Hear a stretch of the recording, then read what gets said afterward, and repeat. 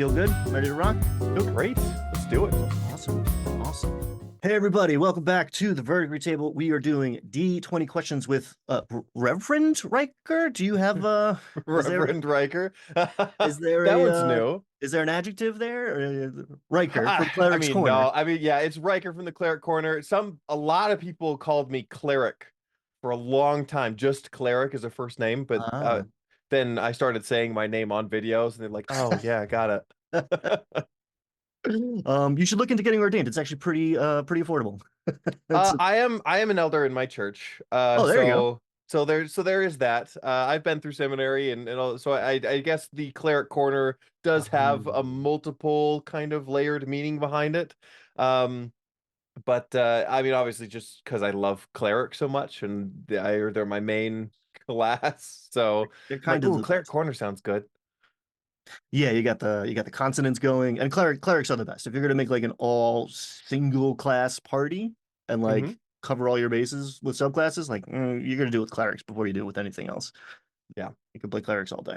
I mean, it's that one class that everyone says like, okay, well, who's playing cleric? Who's going to be the one, you know? And I'm like, yeah, it's me all day. Yeah, yeah. I'll heal and tank and do all of the good magic and Yeah, yeah, talk to I'll God. make Yeah, you everyone my bitch. Are you kidding me? exactly. Absolutely. Yeah, I'll make them beg. Yeah, that sounds like a good time. worship me. Uh, Do you want healing? Well, shouldn't have said that thing about my mom. Sorry. yeah, they don't. It's not in the player's handbook, but lording it over people is Yeah, definitely no, seriously. definitely It's part of it's all the memes, right? It's all the memes. All right, so the flimsy construct of this show is you're gonna roll a d20. I Yes. got a bunch of cards. Got my If we get nice doubles, we're gonna shiny do cleric dice. oh, the white magic coming out. Yes. There's no good or bad here, but there is like a definitely like a gradation between low to high. Great. But there's no gotchas as far as I know. We kind of covered it, but tell everybody if they type in Cleric Corner, what are they getting? What are Oh, you well, putting out on the internet? well, they're getting my YouTube channel, right? Dungeons and Dragons, TTRPGs, anything alike. Recently been doing a lot of genre-focused content like Aetherpunk or Solar Punk or things like that, which I really enjoy, creating worlds that are unique and different, where any player coming to your table gets something new. Also been excited about a new series I've been working on, called History versus D&D. So taking the monsters and things in D&D and be like, okay, well, what does history actually say about this thing, and how did D&D do it different? And that's I'm excited for. So a lot of fun TTRPG content you'll find in really any platform that I post on. And I love your approach to things is very like flavorful and kind of like Yeah. maximalist maybe isn't the term, but like you over stuff. It's like here's 100 ideas. Here's 100 ways to like do this genre, right? Or like subclass. Here's a kind of character. Boom, speed run. Here's a bunch of different ideas Yeah. to I'm a like, big proponent for creative freedom, yeah, and that things are not just one way, right? I think that a lot of times in the TTRPG community, you'll get like, well, doppelgangers are this way, or dragons can only be this, and I'm like, it's literally fantasy. It's literally made up. We can make it up somewhere else or somehow else, right? It's like we have that ability. Dragons have four legs, dragon have two legs. It really depends on the fantasy. But that excuse one, me, that's a I'm kind of on the wyvern, I side of think you're wyverns. talking Yeah, about. I'm like, that has a little bit of credibility, because I'm like, okay, maybe we can categorize that in a way that's good across the board or familiar across the board. But you get what I'm saying. Yeah. Oh no, 100. I am very much of the same mind of like, here's this elaborate fantasy world of our imagination, and all right, I'm going to do the thing that gets me a 60 instead of a 58 each on average. Or Yeah, I'm going to do the thing that is the most interesting and fun and different than the last thing I did. yeah, Um, yeah. You delete a lot. I'm sure it really any D&D creator gets a ton of actuallys comments as well. I mean, it could be someone who's focused on flavor, someone who's focused on mechanics of the game. hmm. Um, I know that it was funny. Pack Tactics posted in a creator chat. It says like, "Hey, I said this video about the new 2024 edition, and I got a bunch of comments telling that I'm wrong from people who are using the 2014 edition. And I'm like, that should have been obvious, but it's the things we get, you know? Yeah, it's part of the early iterations of the show were talk about YouTube comments and Yep. inside baseball YouTube stuff. Um, and yeah, there's a lot of that. I am all for polite conversation, discourse. Like Yeah, I absolutely. am all about people like disagreeing with me and really approaching things with their own ideas. That's kind of like the ethos of what I'm approaching here. But there's a lot Hmm. of the opposite. There's a lot of people who have a lot of ego invested in being correct. Yeah. And Well, there's a there's a singular difference. way to do these things. And it's, Yeah. And I feel there's a difference between somebody going like, hey, that's really cool, but I kind of do it this way for yes, myself. But yes, and that's different from being like, you're wrong, that's wrong, it shouldn't be this way, yada yada yada, you know? And those are the first one are the ones that I respect. And like, that's great. That's the way you should. If you don't do it, absolutely. If you disagree with me, good on you. yeah. That's awesome. But you do it in a nice way, right?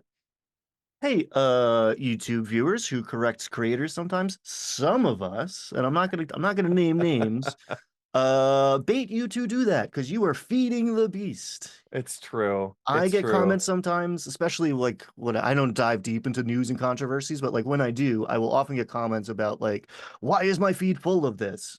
Because you're commenting on it. And the Yeah. computer thinks it doesn't care if you like it or not. It just cares if you respond. So you get it's karma, it's law of attraction, whatever you want to think of it. It's built into the system. You get I what you put your energy into. I love the viewers are getting a little behind the scenes on this one. Yeah, oh yeah. Uh, because there will be times where I film a video and I edit it and I kind of look through it and I notice a mistake I made and I'm like, oh, that's wrong. Like that's wrong. But then in the back of my head, I'm like, I'm gonna leave that in because I'm gonna get a lot of comments about it Yeah. and it's gonna boost the video. I Things own like that. I don't think I've ever done it on purpose, but and also Right, it never. depends Yeah. where in the process the mistake is caught too, right? It's like, oh, Hmm. this is done.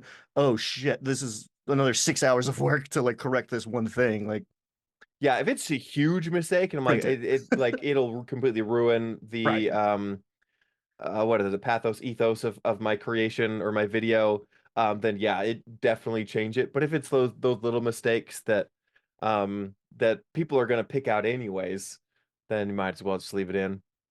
And I also maybe this is just like justification to that too, but like I think there is some power in like accepting fallibility, especially I mean, especially as like an internet, talking Oh head. yeah. But even as like dungeon masters are expected to be perfect in everything in Hmm. some ways, and I think that's a reason a lot of people don't actually take their turn in the chair.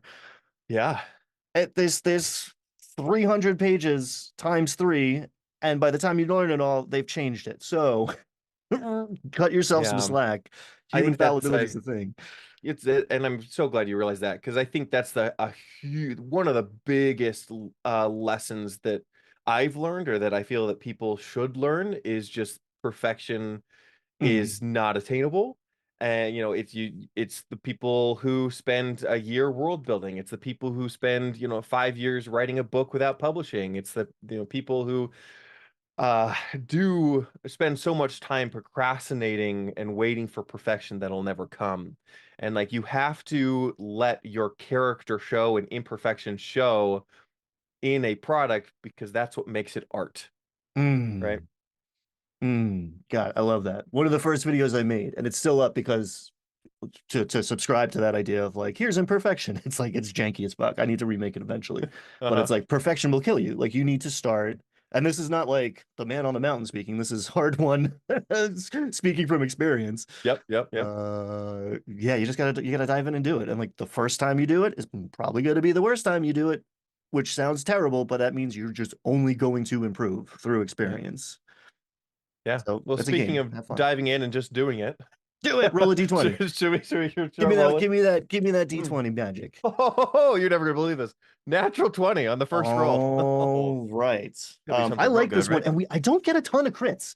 I was thinking about moving this card because I want to know what is your dungeon master move, your trick, your hack. Like, what is Ooh. your dungeon master superpower that you got in your back pocket to pull out? Oh gosh. So I mean, I hear that and I'm thinking like, "Okay, cool, what makes you unique as a dungeon master, right?" And I'm like, oh, I don't know if there's anything that makes me super unique. Just because I feel like a lot of good DMs have a lot of good skills. Um, I would say that there are two things. I am not afraid of getting emotional Hmm. in a game. And I feel like almost in a way that's my goal is if I can bring out emotion in my players, then that's an experience that they will remember. Because emotion always helps our memory. Emotion imprints memories in our mind. And that's why I play the game is to create memories with my friends, right? But I think the second thing is also the improvisation when it comes to really anything. I am a very big proponent of if I'm preparing before the game, if I'm prepping before the game, then I can prepare and prep during the game too. Hmm. If I'm giving some features to the bad guy before the game, I can give the features to the bad guy during the fight. And a lot of people probably disagree with that fact. Meaning that like you know they should or you should have everything planned and prepared and not change anything during the game at all. But I'm like, this is an improvisational game. And the players are going to throw things at you that you did not prepare for at all, that you don't know of. And again, we're not perfect. You can't plan for everything. But if there's something, and I'm not saying I'm going to give the guy like my big bad, an ability that sends three fireballs out in one turn. But I'm saying if there's some ways that I can change the fight in a way that makes it more cinematic, makes it more impactful, makes it more emotional, then by golly, I'm going to do that, right? Beautiful. No notes. I loved that, both sides of that answer. And that's honestly that's something I often will like striving to create like a memorable emotional experience. Hmm. One of the early lessons I learned was if you're doing a good job creating like dramatic tension, Yeah. humor will arise to like relieve that tension, and that is not somebody breaking immersion. That means you're actually doing your job. Like laughter and crying are way closer in your brain than you think. Yeah, no, um true. I do a online like a live play. I record my games with my players. It's really just for my Patreon members. Because if I post it on my YouTube channel, the algorithm's gonna go whack. But it was funny because recently we had a number of games where they were essentially trying to steal the divinity of a god. hmm. And they make a lot of decisions that kind of get them, in stuck in between a rock and a hard place. And it was many sessions in a row that this is playing out. And one of the players is kind of new to the table, and he's like, "So I didn't know that when I joined Riker's game that I was joining a stress fest." I didn't know that I was coming in and I was going to be stressed for 4 hours, but at a time. And I'm like, yeah, well, what can I say? Uh, Immersion. exactly. And I'm I'm like, all I for kind of beer and take that as a pretzels. compliment. Yeah, Yeah, I'm all for beer and pretzels, goblin stomping once in a while just to blow off some steam. yeah. I had a bad day at work or whatever. Like, all right, cool. We can like calibrate. But woo, that's the good stuff in D&D that you're not getting from. I mean, you're getting from like top tier video games now Mhm. sometimes, but like that's the stuff that you can get out of a good D&D game that like is hard Yeah. to find elsewhere. And I'd say that I mean in contrast that's probably my weakness is that I am more inclined to more emotional immersive kind of games where beer and pretzels are is actually a little hard for me where I'm just like Interesting. do whatever let's snack on and I still do that and I still can it's just it's not the rut that I kind of fall into, right? Yeah, everyone has their own style. And it's interesting. So Absolutely.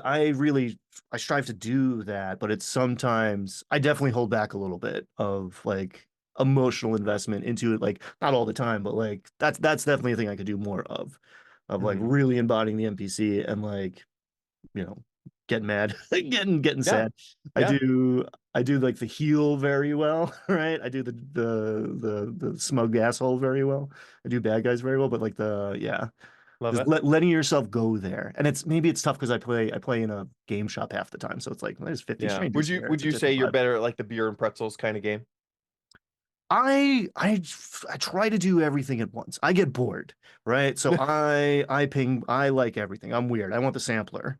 So Ah, like okay. I give the players what they want, and it turns out five people are never going to want the same thing at the same time. So like Hmm.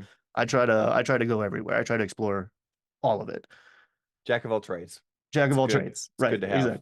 exactly. It's good. I mean, you give up a little mastery here and there, but like, Hey, it's a give and take all the yeah, time. yeah. And you find your tribe, you find your style. Um, Yeah.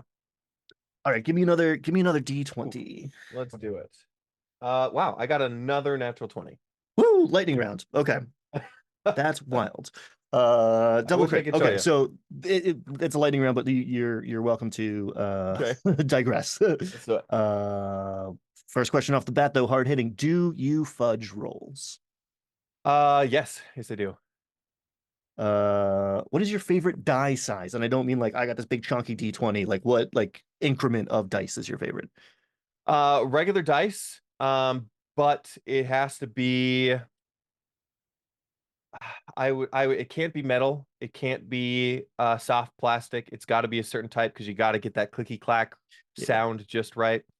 Metal dice just don't do it for me. I dabbled with metal. I have a metal D20 for drama because like there's something about like a hard piece of metal hitting a wooden table that's like, oh, Hmm. this is an important one. But the spirit of the question is like, do you prefer like a D4, D6, D8, D12? Do you have like a preference Oh, in that? Uh, I love D12s. that's I always love the it. answer. I That is, know. I don't yeah, I don't know what it is. It's the shape, it's the size, it's the way it rolls, it's the that we don't use it a lot. Like D12s are nice. that And is it's the every only reason I'll ever play a barbarians because I want to right. roll the D12.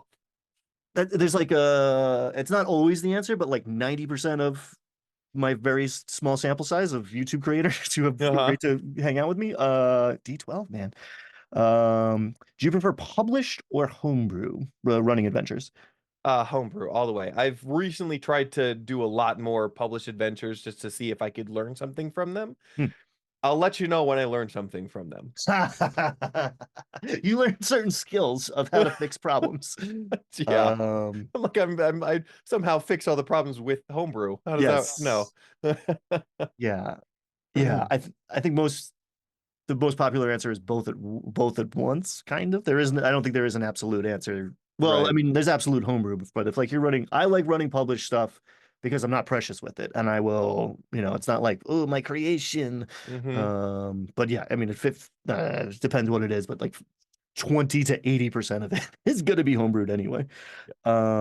Encumbrance? Question mark. Yes and no. Encumbrance is something that's there's so much you can carry so much in D&D. Like it never gets to the point where it even comes up. But if a player's like, "Hey, can I carry this boat on my back?" I'll be like, "No." So it's yes and no. I One of my favorite aspects in the new PHB is that like I don't know if it's carrying capacity. I forget what like the headline is, but it's Hmm. like you can carry a ton of stuff. Here's the math about it. You don't have to do it unless you abuse this. And then Yeah. the dungeon master will make you run an Excel spreadsheet to see if you have exceeded your Yeah. carrying capacity. I think that's 15 a good times rule of thumb. strength. It's perfect. That's one of my favorite changes to the whole. It's Yeah. stupid and You're small, but like free until you abuse it, and then we set rules. yes. Yeah. And that's a great design philosophy for the whole thing. Hmm. Maybe asked and answered, but favorite class. Yeah, the Yeah. cleric. Yeah. Um, Favorite species. I think I know the answer to this Ooh, too, actually, but is good. It's between two. So I love the Genasi. man, that was Uh, yeah, Genasi. I actually am working on the next script for that now. Which might come because out you when did this a video you comes did a out. big you did a chunky, Yeah, full of ideas Genasi video that I really enjoyed. I hate that genies and Genasi how they kind of work is genies or genies maybe give birth to genasi, but genasi are also kind of made by just throwing a soul in the abyss and seeing what happens. So I'm like, I wish there was more structure to this. If it makes sense that if genies were created by a soul going into any of the elemental planes, then it makes sense that if a soul goes into the other planes, that some sort of genie would manifest from that as well. And so I kind of overhauled the whole genie lore to make it make sense, and I am so excited about it. It's one of my best performing videos. Hmm. And I'm kind of fulfilling what happens when you get genies in the upper planes. I'm like, ooh, this is good stuff. So I'm excited. Oh, Yeah. sorry. The second one is plasmoid. I like plasmoids a lot.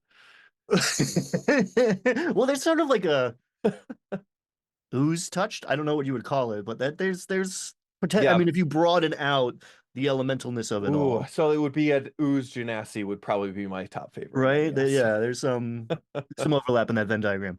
Uh, Um, roll for stats, standard array, point buy. What's your preferred method? that's actually a good question. So I do a thing in my games where I do standard array, but I allow both an ASI and a feat when those levels come up. Um, I think it's super silly that you basically at level 1 to level 20, you have the same exact stats. If you never get an ASI, you have the same stats from level 1 to 20 and they never change. I'm like, that makes no sense to me. So I'm like, do the standard array, do kind of the lowest that you hit that you have there without rolling. And then every when an ability score increase comes up, take the ability score increase and also get a feat. So you're growing both. And my players love that. I like that, and I think I haven't done the super deep dive, but it seems like they have built that into the new version, the 5.5 5R. Hey, I'm gonna Uh, add this to the lightning round. What's your what yeah. should we call this fucking thing? 5.2 5.2 4 is too many words, and then you got to buy 5.2 6 when they come out with it, and then it's gonna be 5.30, and now I think it's like lunchtime. I don't fucking know. What are you calling the new?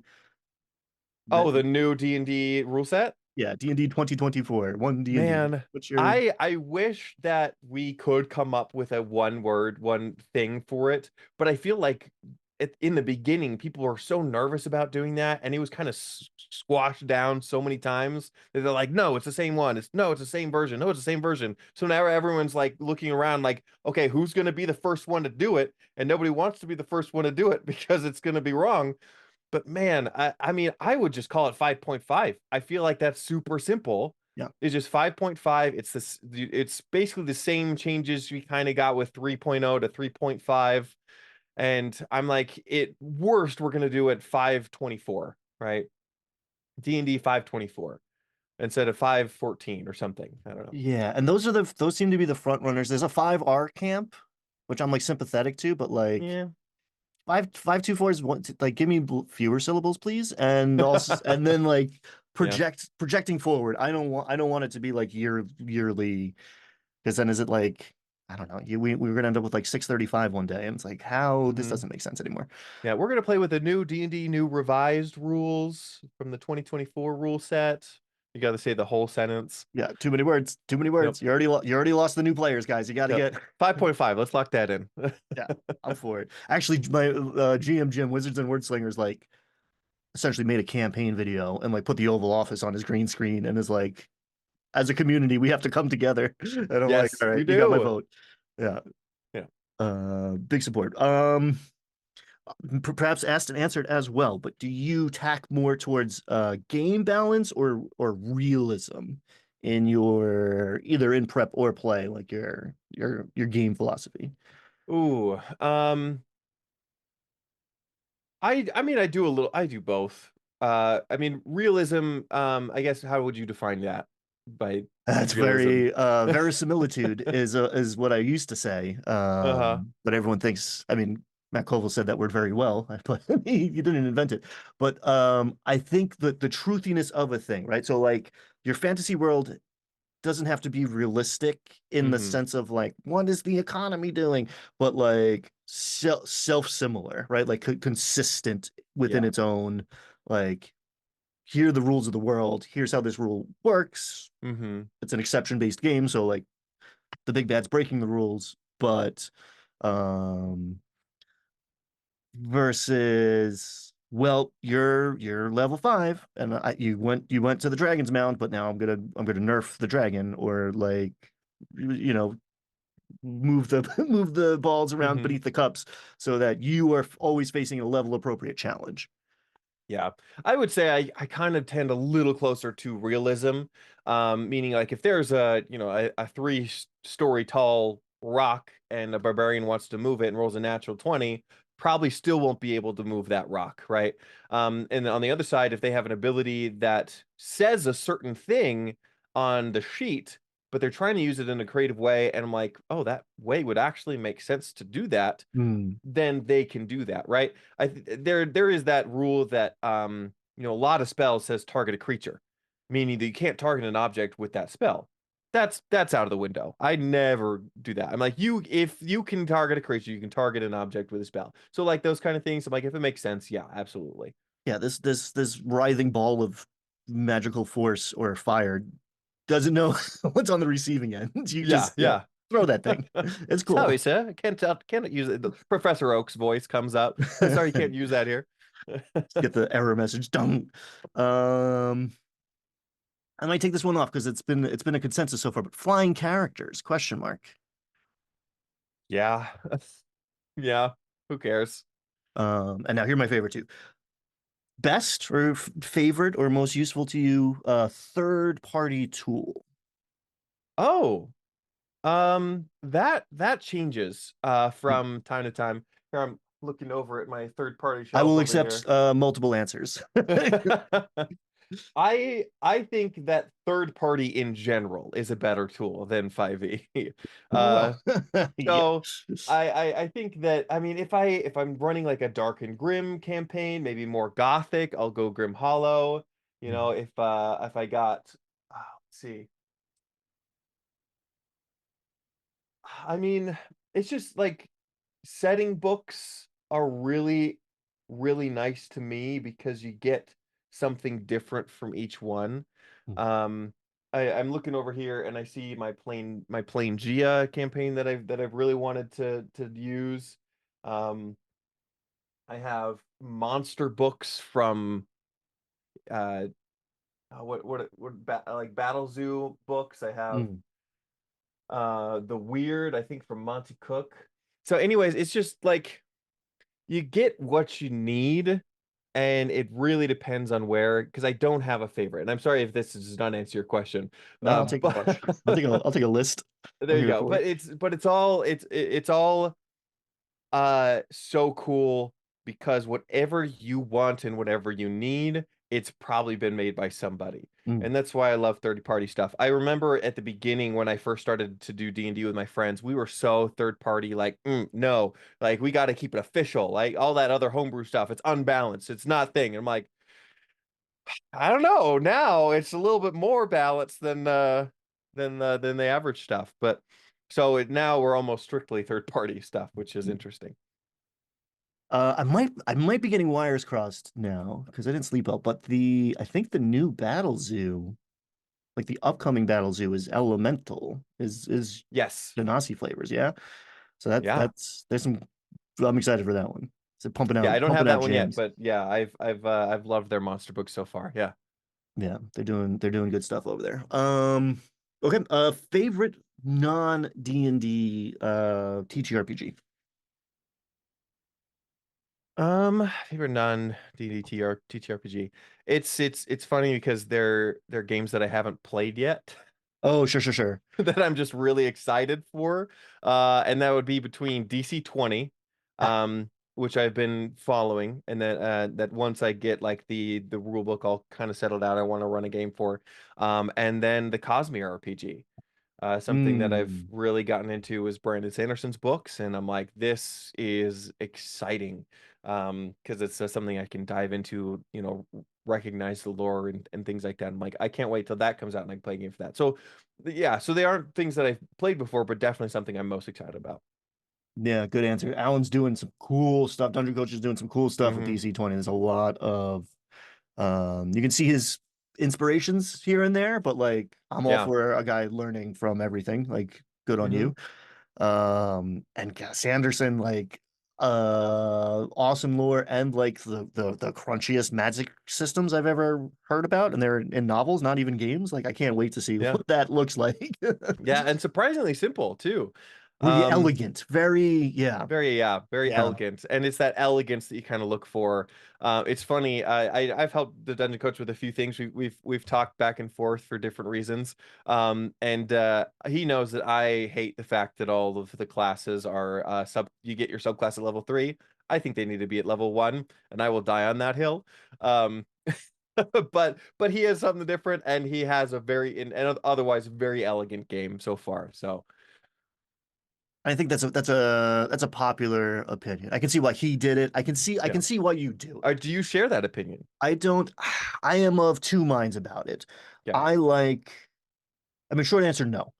I think you're a cleric, you're a warlock. Like it's just hmm it within. Like again, I tack more towards realism than balance. hmm You have made a deal with some entity, right? Whether you met the Yeah. devil at the crossroads or you have formed some sort of relationship with a god. hmm I mean, build in there's other ways to get those like early training levels in hmm without locking up like the lower The side of like flavor. the fundamental side of your character shouldn't Yeah. come online, 3 4 5 sessions in. hmm um Maybe you are working to prove yourself, right? I'm all for the feeling of advancement in a game. But yeah, like warlocks stand out to me, but clerics too. Like there's a lot of things Yeah. in that camp of Where like sorcerers, I mean, they're born source. with It's it. in your blood. You're It's in born. your blood. Your daddy was a dragon, Yeah. so you did. Now you're a dragon dude the whole time.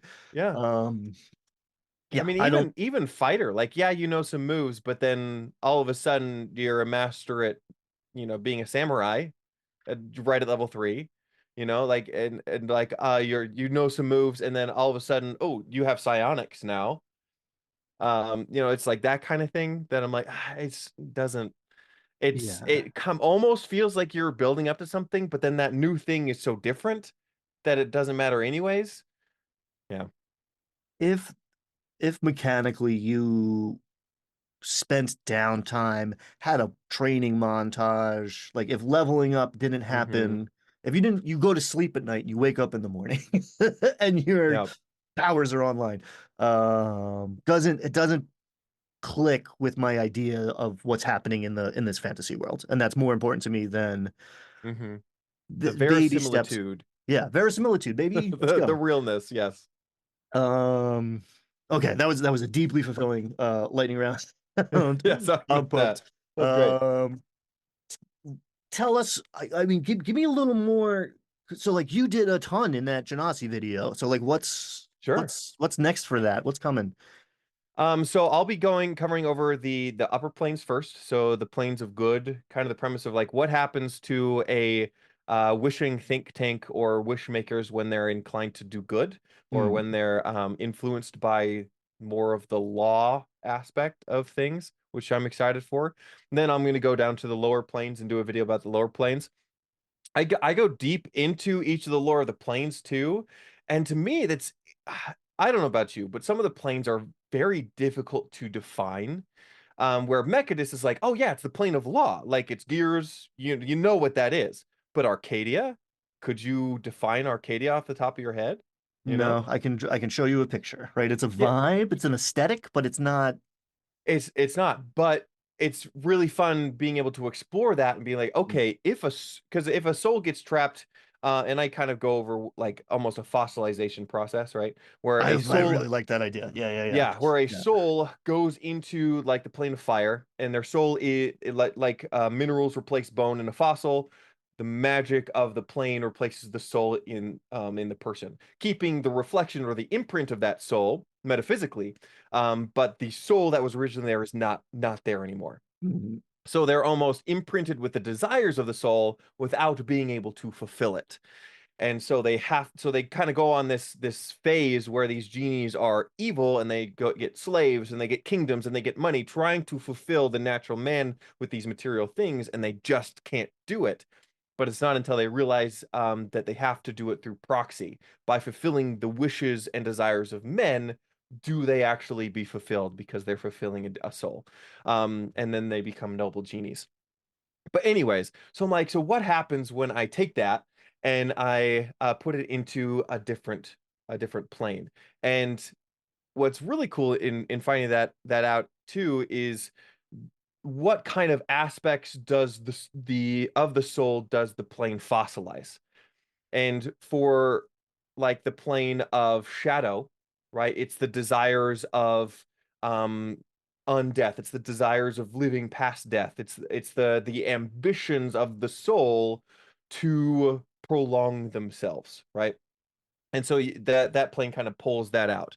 And so the genie that is born is something that is specialized in fulfilling those types of wishes.